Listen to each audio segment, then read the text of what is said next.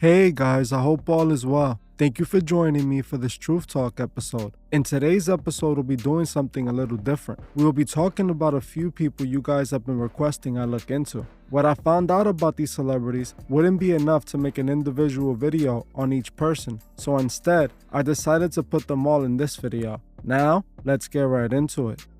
The first person we're going to be talking about is Meek Mill. Meek Mill rose to mainstream success back in 2012 after signing with fellow rapper Rick Ross. Over the years, Meek Mill has had a successful career that appears to just keep on growing. As we already established, artists don't make it to the level Meek Mill has made it to without taking the oath. After looking into Meek Mill, I have come to the conclusion that Meek Mill sold his soul and took the Masonic oath. The first obvious red flag is that Meek Mill is signed to Rick Ross, who himself is a Freemason. I believe either Meek Mill was previously a Mason before signing to Rick Ross, since he had already signed to T.I. previously, but it could be possible that he was indoctrinated by Rick Ross or even T.I. Rick Ross would have not signed Meek Mill if he were not willing to affiliate himself with the Masonic order. To me, this was the first red flag. Then the second red flag was one of Meek Mill's songs where he talks about selling his soul. In Meek Mill's song Gasoline, he mentions that he was approached by the Illuminati to sell his soul for fame, cars, and money.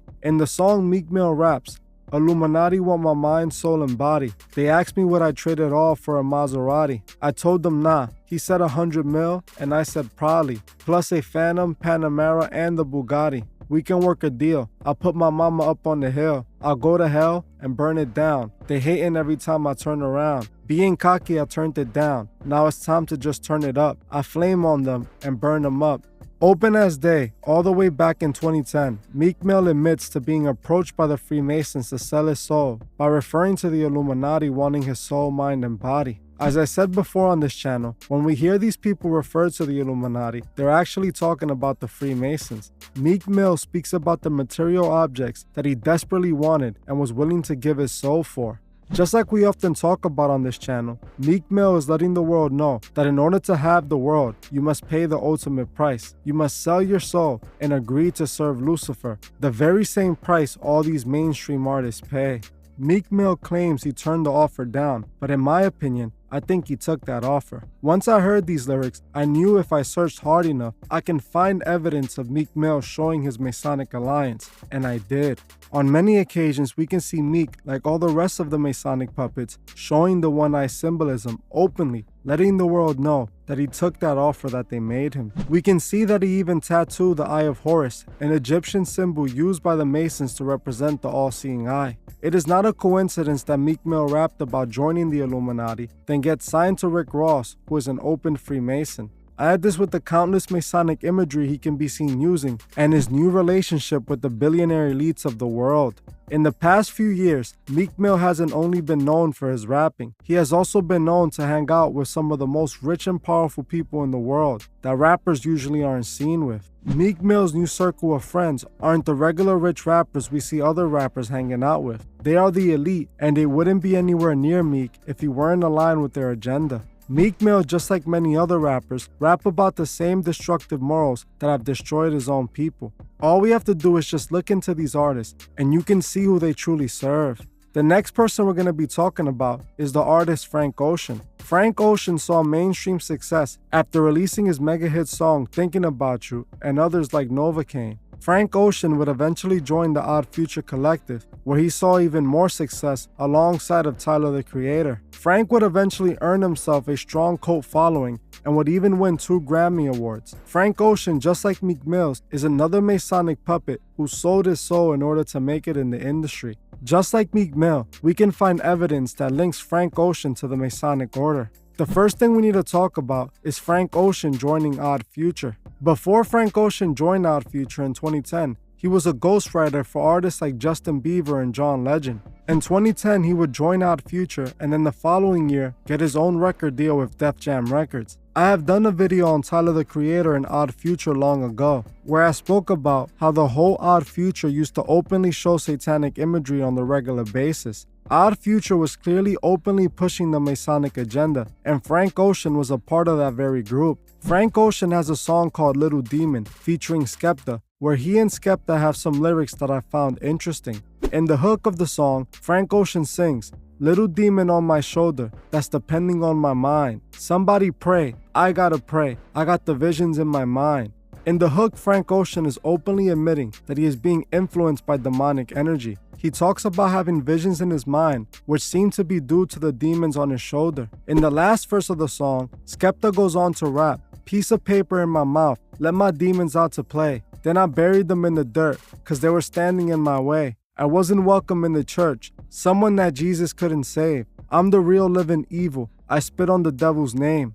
In this verse, Skepta openly admits that he couldn't be saved and he wasn't welcome in the church. He even calls himself the real living evil and mentions spitting on the devil's name. This entire song just shows exactly who Frank Ocean and Skepta are truly serving. In another one of Frank Ocean's songs, he talks about the devil possessing people, and he also talks about demons trying to body jump. When I saw these lyrics, I thought instantly about what Orlando Brown said about exchanging spirits or trading spirits. You must understand is, when you do sell your soul, you are allowed to live forever. They will pray, haunt, anything to stay on top. This is their world. They have nothing but time, is what they believe. When you walk around with the fake face, it's something that has been going on since World War I and before that. So now we've conquered the art of exchanging spirits, trading spirits. It's supposed to be hard to identify. But when it comes down to it, this world of Hollywood, this wicked world is what they call it. Some people call it Hollyweird. You could literally go to Hollywood, and if you open your eyes, it will manifest to you. They'll be right there in front of you. The people who are trading spirits. The people who are on the walls, the people who are idolized. As you heard for yourself, Orlando Brown talks about celebrities swapping spirits and living forever. Maybe Orlando Brown was talking about the same thing Frank Ocean is referring to in this song. Just like Meek Mill, once I started to look into Frank Ocean, I found countless photos of him doing the one-eye symbolism. Frank Ocean is showing the world that he took the oath openly and no one even notices it. These artists aren't all doing the same one-eye symbolism for no reason. They're all part of the Masonic order. The next person we're going to be talking about is the producer Metro Boomin. Metro Boomin is known for his beats he made for artists like Drake, Young Thug, Future, and many more. He was at his peak in his career in the mid-2010s, producing several hit beats, making him the go-to producer for years to come. In the mid-2010s, if you listen to any hit rap song, chances are the beat was made by Metro Boomin. Metro Boomin, similar to the rappers he was known for making beats for, openly shows he took the oath. The first and most important thing we must talk about is his record label he created called Boominati. His logo for his Boominati record label is the Masonic all-seeing eye. As you can see, Metro isn't at all trying to hide that he took the oath. We can find more evidence of Metro Boomin taking the oath in his music video for the song Space Cadet with Gunna. In the music video, we see tons of Masonic imagery all in the open. Right off the rip, we see Metro doing the Masonic all-seeing eye hand gesture. We also see the Masonic checkerboard floor in this music video, something that we see time and time again in many of these Masonic Puppets music videos. Throughout the video, Metro Boomin and Gunna are openly showing that they took the oath. Just like Meek Mill and Frank Ocean, there are also plenty of photos that show that Metro Boomin took the oath. In this photo here with Big Sean, we see Metro once again doing the Masonic all-seeing eye pose. Looking into Metro's uprising, it appears that he came out of nowhere. One day to the next, he was the new hit-making producer who everybody in the rap industry was talking about. In my opinion, these celebrities are all chosen to play their part. Now, we're going to briefly be talking about the K-pop group BTS, as I've seen many of you guys requesting I look into them. BTS is one of the biggest K-pop groups ever, releasing multiple hit records and building a massive fan base. Looking into BTS briefly, I saw the same Masonic imagery coming from BTS that I see from other mainstream artists. We can see countless photos of BTS members all showing the one-eye symbolism, openly showing who they truly serve. I was thinking about maybe making a full video on K-pop in general, as I've been reading that there's a very dark world behind the scenes of K-pop. So if you guys would like to see a full video on K-pop, comment K-pop below. The next two people we're going to be briefly talking about are famous athletes, basketball player Shaquille O'Neal and the boxer Adrian Broner. Shaquille O'Neal is an open Freemason member and he even admits this live on TV. What is going on there? That's a ring of my profession. I don't know nothing about that. Okay, wait a minute. I don't know nothing about it. What is the profession? Yeah, which profession are we talking about? Just look at it. Is it a legal profession? Of course it's legal. It's ring of my profession. I'm trying to read it. Okay. It's too many diamonds. Yeah, that's too bright. That's too bright. Anyway. Oh, Mason, are you a Mason? Of course I am. The secret ceremony. You know, the secret ceremonies with the candles and the... Shaquille O'Neal has photos in the Freemason Lodge with other Freemason members. This is why I believe he is one of the most famous basketball players to ever live. Not only did he have a successful basketball career, but he also managed to have a music career and acted in several movies. In my opinion, Shaq has had so much success in the industry because he took the oath. Adrian Broner proves that the Masons are even in boxing. Back in 2013, Adrian Broner was trying to be a rapper and he released a couple songs and music videos. One of those music videos was for the remix he did to the Migos' breakout hit song, Versace. In typical rapper fashion in the music video, we briefly see Adrian Broner display the Masonic compass that he has hanging on his wall, quickly and effectively letting the world know that he took the oath. This to me explains why he got so famous so quickly, as the Masons were building him up. As we saw in this video, many of the people at the top of the world all show signs that they're a part of the same organization.